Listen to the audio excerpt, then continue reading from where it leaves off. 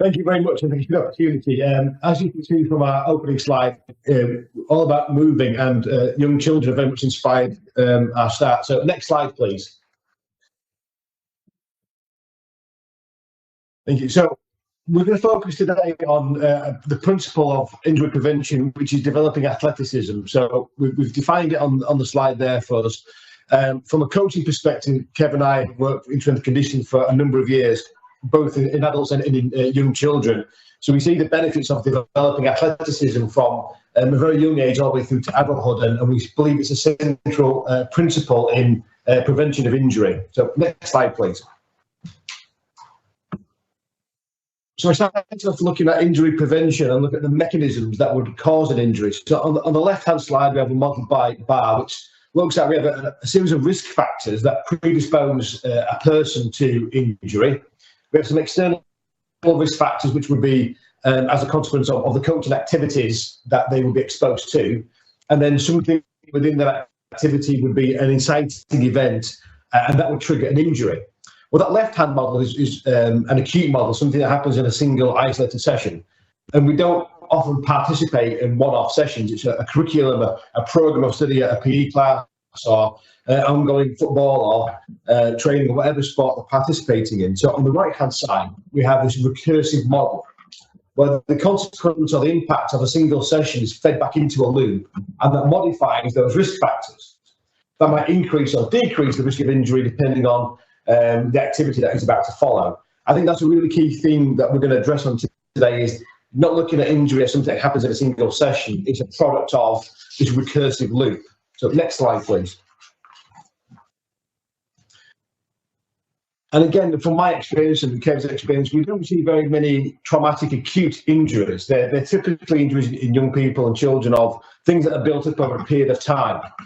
And this model, presented by Paterno, kind of highlighted three things that I think we need to consider when looking at a curriculum or a program of coaching that a child might be exposed to. So some changes in activity or intensity levels.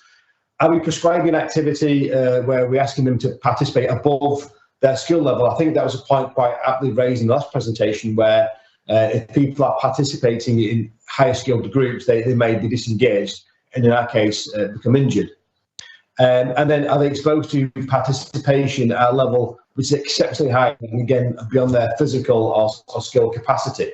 So there are kind of three key tenets for looking at a program of coaching or a program of physical activity and going, is the program the root cause of the injury, or is it the person, are they kind of considering the person who's involved in that? So next slide, please. So this is a paper by Fonseca, who looked at the complex nature of injury prediction. And it's essentially the model that we've used to present to you today in terms of how we will look forward for coaching young people to avoid or prevent as many injuries as possible. On the upper left-hand side, we have a blue arrow which represents activities that reduce or decrease the probability of an injury. On the right-hand side, we have an activity arrow which is red, which says these activities are likely to increase the risk of injury. So the upper left basically says that if we do enough of these blue activities, the athlete will remain non-injured. They will not incur an injury. They're unlikely to do so. But if the balance is incorrect, and we move to the right-hand side suddenly, yes, we start to see an imbalance, but still the participant doesn't tip over into that kind of well of injury.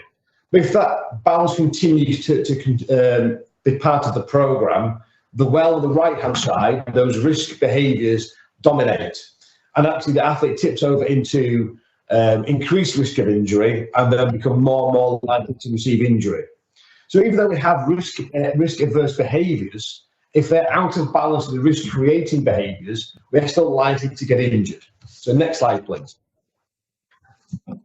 An example of that, we often see the Nordic hamstring exercise as a vaccine almost, a preventative mechanism for hamstring injuries. And then we see high-speed running. Again, another tool that's been used to prevent hamstring injuries. But an example where we use too much or too intense Nordic activity, the hamstring becomes fatigued, and as soon as we expose the young girl to sprinting, because the hamstring is overly fatigued from the prevention tool, it becomes the risk itself. So it's about balancing the risk and prevention activities and the risk creating behaviours, making sure they're in balance, basically. Next slide, please. So we're looking at a programme. We need to think about those balance between risk preventing activities and risk increasing activities. And a fantastic paper by Reeve and colleagues who created these 7 pillars of injury prevention in children. So I'm not going to talk too much about that now, but we'll come back to this model towards the end of the presentation. So next slide, please. In doing the reading for this presentation, there was a very clear dominance in the literature about where these injury prevention behaviours came from. And it's typically within a warm-up. So I've given 2 examples there of the most common activities that we saw, which is the FIFA 11 plus, very much dominated by in the football world. Again, a lot of the studies that we were reading were from football. Very few other studies are present in this kind of literature. And then the integrative neuromuscular training, as proposed by Meyer and Feigenbaum, and becoming increasingly popular. So the challenge that I threw out there was, what we do in the first 15 minutes of a session, inoculate children from what comes in the next 45 minutes of an hour's activity. And we've suddenly got this free pass to do whatever we feel is appropriate because we've done this injury prevention warm-up. So next slide, please. So what's the cost of getting this wrong? Some of the things we talk about with our students on our coaching program is that some of the psychomotor qualities of children don't allow them to have the same decision-making capacity as adults. And they have the same different mechanisms that we would see in terms of injury behaviours. So children are typically really poor at calibrating what they are able to do for what they think they can do. So they often overestimate their ability and try tasks which are beyond their capability. So if we do an activity where they're limited the capacity, they will exceed that. They're also really quite poor at determining neuromuscular fatigue and not understanding the change in their mechanics or neuromuscular control as fatigue increases. So what happens as the session progresses, the participant gets further and further and further away from judging what they can do from what they think they can do. And at that point, we can see that risk behaviours becoming far, far increased. So how do we prevent this imbalance between risk behaviours and preventative behaviours? So if I pass on to Kev, who can go to the next slide. Yeah, so I guess the how this is where our Rampage coaching session framework comes in. So we devised this session, I guess, to facilitate long-term athletic development and athleticism, like we mentioned at the start, but also consider that long-term athletic development fits within a number of factors in relation to developing people from a physical, technical, tactical, and psychosocial perspective in sport. And I guess the aim of this Rampage framework was to optimise long-term athletic development and apply that across multiple youth levels within multiple sports, from team to individual, that can be used for multiple practitioners, sports coaches, PE teachers, strength and conditioning coaches, and can be applied across all stages of development. And we did that by, I guess, devising a framework that can integrate physical, technical, tactical, and psychosocial development, while considers how practitioners may implement which activities and when during a session, but also allowing practitioners, coaches, autonomy and flexibility based upon their understanding of their participants and the needs of their group. Next slide, please. So I guess it takes on to what the Vampage framework is, and the Vampage framework is an acronym for really the sessions of a session. This is a paper we published in Strength and Conditioning Journal, and as you can see there, I'm going to focus on the Vamp element here with traditional Vamp warm-up, where we have 4 sections: raise, activate, mobilise and prepare. And within each of those sessions, we can have target movement qualities that we're looking to develop, alongside target movements, alongside target physical qualities. So, for example, within the prepare section, we may focus on acceleration, deceleration, reacceleration, jumping, hopping, landing, multidirectional movement that are based upon the physical qualities of speed, power, and agility. So again, there's lots of options within these sections of the session that again allows the coach to think around these, but we can provide some direction in relation to what they are. Next slide, please. So I guess this will build upon some work that we've done previously. So this is an article by Burton et al., where we ask strength and conditioning coaches the different types of movement that children may need for long-term athletic development. And we can see that through this questionnaire that this raised 91 different types of movements that are important to develop. So a large amount of movement skills, motor skills, and movement types that are potentially required for young people. Next slide, please. Within this study, we then asked the coaches to rank the importance of each of those motor competencies, and then also ask them in terms of the frequency of developing these motor competencies. And this is just a table from the study which really compares the importance to the frequency. And what we can see is that I guess two examples there highlighted in red are where motor competencies have been identified as important, such as turning and deceleration. But actually, in terms of the frequency where they're developed, they are lower ranked. So actually providing some contradictions in relation to coaches' importance and the important movements that are required alongside the frequency of where they may deliver. Next slide, please.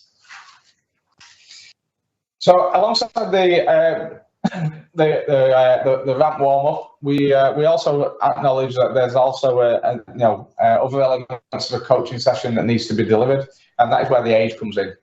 So this is in relation to the activity that's undertaken, then the application of those activities into a game-based scenario, and then finally to evaluate the session at the end of a session. So the activity is mainly, could be dependent upon the environment, could be sport specific, it could be fundamental movement skills, it could be based upon tactical understanding, and then applying those skills based around endurance and metabolic conditioning. So it's important to acknowledge that the warm-up is just not the area that can reduce injury, but we've taken this as a whole session approach to reducing injury, and that coaches and practitioners also need to consider and plan quite stringently the activities and games that they implement. Next slide, please. So as an example of that, this is just some example within rugby in relation to the rugby tackle, which is obviously one of the major injury factors that are causing injuries within the sport. And here we devised, I guess our colleague Sharif Hendricks devised this idea around a rating of challenge point in relation to the skill development that is based upon the task difficulty and the available information. And this can be used, I guess, in terms of planning activities in a range of sport, but this, to make sure that the level of the activity is appropriate to the needs of the child. Next slide, please. If we then factor that into a training plan, this just shows, I guess, an example of how we may plan for that tackle type of activity within there. So within the red box, we've got the training purpose. So we can see here that this is a technical proficiency element. In the green box, we've got the skill training workload. So how hard is that from a skill perspective to deliver, and then also factor in the physical workload in terms of some of the external load that can be done. So really, I guess in terms of thinking around the Vampage framework, there's lots of considerations in relation to the full coaching session that coaches need to understand, and the Rampage framework and the activities and resources that we've developed within a range of environments help coaches to do that. And I will pass back to Mark to wrap up the presentation. Thank you. Next slide, please. So we've mentioned Rampage there as a session planning framework, but its intention is to use it on session basis to build a curriculum. So to address some of the challenges around adherence and engagement in that, which is one of the central things that kind of prevent injury behaviour across a period of time, we need to look at why a coach, a parent, or an athlete would engage in this. So there's a model here that came from a Collard paper about an iPlay study about injury prevention, identify some behavioural science principles that would engage people in more in these kind of behaviour over a period of time. So if you click next, would be the animation that should come through. If you can click, fantastic. Okay.